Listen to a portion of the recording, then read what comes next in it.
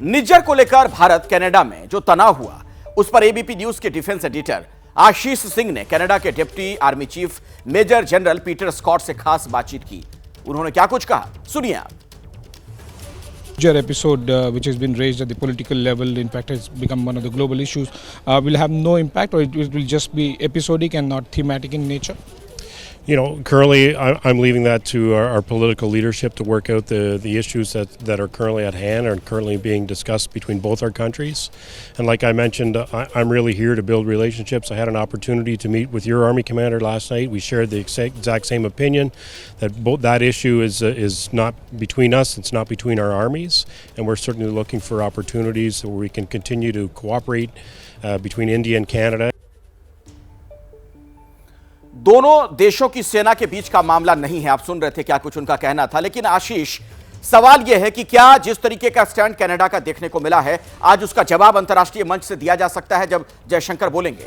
जी हाँ, बिल्कुल। देखिए, सटल मैसेजिंग तो होगी ही होगी। जैसा मैं आपसे कह रहा था, अखिलेश की टेररिज्म के मुद्दे को आज यूएनजीए के एड्रेस में डॉक्टर जयशंकर उठाने वाले हैं, क्योंकि बायलैटरल इशू है। एक देश आप पर खुल करके आरोप लगा रहा है, तो इस बात की गुंजाइश ज़रूर है कि अपने जब वो इस इशू को रेस करते हैं तो सिर्फ मैसेजिंग पाकिस्तान का न हो, भारत का पोजीशन पूरी तरह से टेररिज्म को लेकर के क्लियर करें। इनडायरेक्ट रेफरेंस ज़रूर कनाडा को लेकर के हो सकता है, खालिस्तानियों के प्रति भारत के अप्रोच को लेकर के हो सकता है।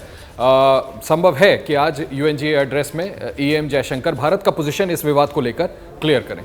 तो सवाल एक और भी खड़ा होता है, अभिषेक, आपसे मैं समझना चाहूंगा, क्या आज के बाद यह मसला आपको लगता है कि सॉल्व होने की हमने देखा है, अभी यूं ही जारी रहेगा? आपका आकलन क्या कहता है इस पर? देखिए, विवाद के जो कारण हैं, अगर उस पर आप ध्यान देंगे अखिलेश, तो आपको समझ में आएगा कि विवाद आज कल में ख़त्म होने वाला नहीं है। विवाद के कारण जो हैं वो कनाडा की आंतरिक राजनीति से जुड़े हुए हैं।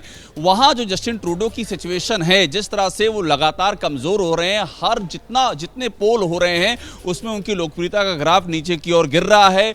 जो टोरीज हैं, कंजर्वेटिव हैं, अपोजिशन है, वो लगातार उनकी अप्रूवल रेटिंग बढ़ रही है। तो वो जो उनकी वोलेटाइल सिचुएशन है, उसको हैंडल करने के लिए उन्होंने सहारा ले रखा है इंडिया पर, खालिस्तान के नाम पर, उनके सिंपैथाइजर्स के नाम पर इंडिया पर अटैक करने का।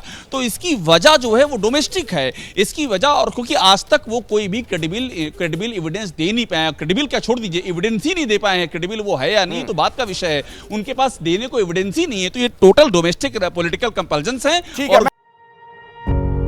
पत्रकारिता कोई इमोशन नहीं है, ना अपना कोई ज्ञान देना है और ना कोई विचार थोपना है। पत्रकारिता क्या है? पत्रकारिता का मतलब है सही जानकारी इकट्ठा करना और तथ्य बताना। पत्रकारिता आज जितने महत्वपूर्ण दौर में है, शायद पहले नहीं थी। इस दौर से निकलने के लिए सिर्फ सच दिखाने की जरूरत है, वो सच जो आपके हित को आगे रखे। इसलिए अब रात 9 बजे प्राइम टाइम नहीं होगा, ये आपका टाइम है। जगविंदर पटियाल के साथ देखिए पब्लिक इंटरेस्ट, सोमवार से शुक्रवार रात 9 बजे सिर्फ एबीपी न्यूज पर।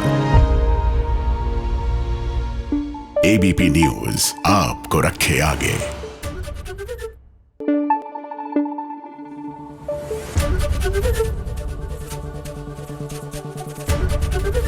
एबीपी न्यूज आपको रखे आगे।